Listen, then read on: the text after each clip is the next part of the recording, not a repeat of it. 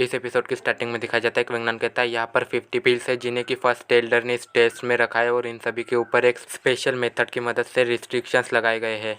ऐसा कहने के बाद एक पिल को देखते हुए कहता है अगर मुझे ठीक तरीके से याद है तो इन 50 पिल्स में से 499 पिल्स के ऊपर 3 रिस्ट्रिक्शंस लगाए गए हैं। हालांकि ड्रैगन फोनिक्स पिल के ऊपर 5 रिस्ट्रिक्शंस ही लगाए जा सकते हैं और यही सबसे ज़्यादा डिफिकल्ट क्वेश्चन था। मैंने सही कहा ना? मोटो एल्डर कहता है हाँ तुमने सही कहा। ऐसा कहने के बाद अपने मन ही मन में सोचता है मैंने नहीं सोचा था कि इसने 50 पिल्स को काफ़ी ज़्यादा बारीकी से एग्जामिन किया होगा, पर हालांकि ये कुछ भी कर ले पर इसे 99 मार्क्स से ज़्यादा नहीं मिल सकते। विंगनान कहता है हालांकि फर्स्ट एल्डर आप इनमें से एक को कंसीडर करने में फेल हो गए और आप ये चीज़ भूल गए कि पिल्स के ऊपर ज़्यादा रिस्ट्रिक्शंस लगाने से उनकी एफिशिएंसी कम हो जाती है और रिजल्ट के तौर पर वो हाफ डिस्ट्रॉयड पिल बन जाती है।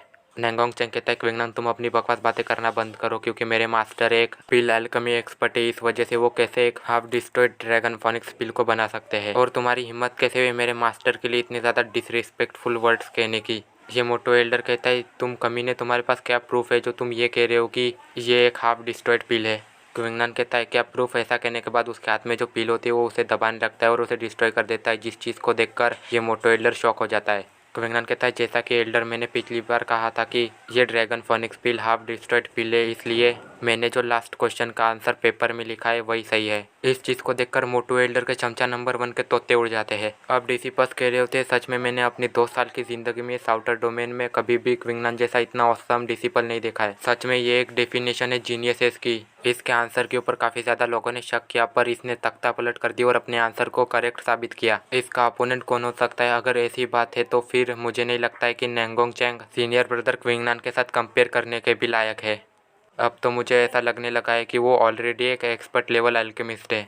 विंगनान कहता है सीनियर ब्रदर मुझे माफ़ कर देना आपकी फर्स्ट रैंक और लेने के लिए इस राउंड में। मोटो एल्डर कहता है जैसा कि तुम लोग देख सकते हो कि ये ड्रैगन फोनिक्स पिल हाफ डिस्ट्रॉयड पिल थी, इस वजह से लास्ट क्वेश्चन का आंसर गलत था और इसीलिए विंगनान फर्स्ट रैंक पर आता है इस फर्स्ट राउंड में। विंगनान कहता है ओए मोटे, अब जबकि तू हार चुका है तो फिर तुझे मुझे 400,000 सियांटैन पिल्स तो देनी ही चाहिए। और वैसे मेरा ओरिजिनल प्लान था कि मैं तुमसे 200,000 सियांटैन पिल्स लूँ, पर जब तुम मुझे इंसिस्ट कर ही रहे हो गिफ्ट के तौर पर 400 सियांटैन पिल्स को, तो फिर आपके इतने ज़्यादा काइंड ऑफर को ये डिसिपल कैसे मना कर सकता है, इसलिए मैं इसे एक्सेप्ट करता हूँ। मतलब कि देख रहे हो यार हमारा मेन कैरेक्टर कितना ज़्यादा हरामी है, दिन दहाड़े मनगढ़ंत कहानियाँ बना रहा है और हरामी मोटे एल्डर से सियांटैन पिल्स को लूट रहा है। मोटा एल्डर कहता है अभी मेरे पास 400,000 सियांटैन पिल्स नहीं है, इस वजह से मैं तुम्हें 400,000 सियांटैन पिल्स तो नहीं दे सकता, पर ये लो 4,000 मार्शल एम्परर पिल्स। ऐसा कहते हुए वो मोटा एल्डर विंगनान की तरफ मार्शल एम्परर पिल्स की बोतल को फेंक देता है। विंगनान मार्शल एम्परर पिल्स की बोतल को कैच कर लेता है और कहता है ओ मेरे हरामी सीनियर ब्रदर नैंगोंग चैंग, अब तुम्हारी बारी है, तुम भी दे दो मुझे जल्दी से मेरे शर्त के सियांटैन पिल्स।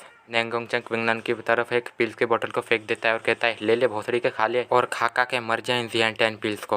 विंगनान हरामियात फक वाला मुंह बनाते हुए कहता है thank you senior brother Nangong Chang, सच में मैं आपसे माफ़ी मांगना चाहता हूँ आपकी फर्स्ट रैंक को लेने के लिए और इस शर्त को जीतने के लिए, पर मैं आपको ये याद दिला देना चाहता हूँ कि आपका काम सिर्फ और सिर्फ इस कॉमिक में मेरे को फ्री में पिल्स देने का ही है। नैंगोंग चैंग को इस बात को सुनकर एक बहुत बड़ा सदमा लगता है और उसे देखकर ऐसा लगता है कि उसे जल्दी हार्ट अटैक आने वाला है। मोटो एल्डर जिस जगह पर ट्रायल होता है उस जगह से जाते हुए कहता है ये फर्स्ट राउंड यहीं पर ही ख़त्म होता है और अगले दिन हम सेकेंड राउंड स्टार्ट करेंगे इस ट्रायल का। अब हमें विंगनान के रेसिडेंट का सीन दिखाया जाता है जहाँ पे कि विंगनान बड़ी ही स्पीड के साथ आकर अपने रेसिडेंट के गेट को खोलता है और वहीं पर उसके सामने प्रिचवल जिनसन पड़ी होती है, जिसे देखकर विंगनान कहता है मुझे यकीन है कि अब तक तो तुम्हें पता चल चुका होगा कि मेरे पास काफ़ी ज़्यादा अमाउंट में पिल्स है, तो प्लीज़ तुम उन्हें कंज्यूम मत करना। आई होप कि तुम मेरे साथ बातचीत करोगे और अगर तुम ऐसा करते हो तो फिर हम लोग साथ में काम कर सकते हैं। प्रिचवल जिनसन के अंदर जो स्पिरिट होती है वो कहती है ओ मेरा स्लेव मेरे साथ प्लान बना रहा है कि वो मेरे साथ मिलकर काम कर सके। तो विंगनान कहता है अभी मेरे पास 500 मार्शल एम्परर पिल्स है और मैं तुम्हें इनमें से 2000 मार्शल एम्परर पिल्स दे सकता हूँ क्योंकि मेरे लिए 3000 मार्शल एम्परर पिल्स काफ़ी ज़्यादा इंपॉर्टेंट है,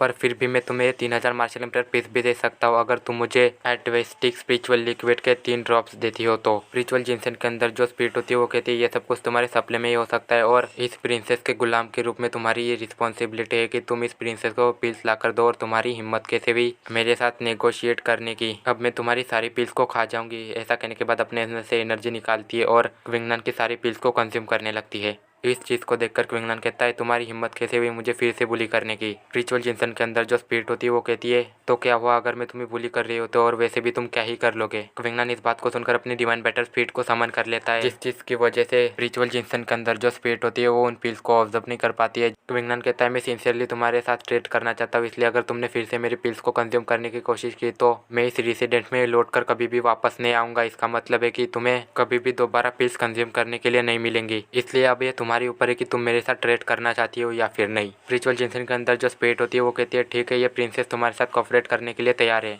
ऐसा कहते हुए वो क्विंगलैन को एटविस्टिक स्पिरिचुअल लिक्विड की 3 ड्रॉप्स दे देती है और क्विंगलैन के माइंड में वो एडवास्टिक स्पिरिचुअल लिक्विड के ड्रॉप्स एब्जॉर्ब होने लगते हैं। इस चीज़ को देखकर क्विंगलैन कहता है मैं ये उम्मीद करता हूँ कि हमारी कोऑपरेशन अच्छी जाए। ऐसा कहने के बाद क्विंगलैन उस एडवास्टिक स्पिरिचुअल लिक्विड के ड्रॉप्स को ऑब्जर्व करने लगता है और कहता है पिछली बार एडवास्टिक स्पिरिचुअल लिक्विड के एक ड्रॉप को एब्जॉर्ब करने के बाद ना ही सिर्फ मेरी कल्टीवेशन ही इंप्रूव हुई थी बल्कि इसने मेरी क्यूआई को भी एटवास्टिक कर दिया था। अब मैं ये सच में देखना चाहता हूँ कि एटवास्टिक स्पिरिचुअल लिक्विड के 3 ड्रॉप्स मेरी कितनी ज़्यादा हेल्प कर सकते हैं। अब हमें स्पिरिचुअल जिनसन के अंदर जो स्पिरिट होती है उसका सीन दिखाया जाता है जो कि अपने मन ही मन में सोच रही होती है इसकी मार्शल स्पिरिट किस तरीके की थी जिसकी वजह से कि मुझे ऐसा लग रहा था कि मैं सप्रेस हो रही हूँ। सच में ये मैन एक्स्ट्राऑर्डिनरी है। चलो इस बात को छोड़ो, वैसे भी इस बात से कोई फ़र्क नहीं पड़ता है कि ये कितना ज़्यादा एक्स्ट्राऑर्डिनरी है, पर फिर भी ये है तो मेरा एक गुलाम ही। अब ये प्रिंसेस देखना चाहती है कि ये कितनी ज़्यादा प्रोग्रेस कर पाता है।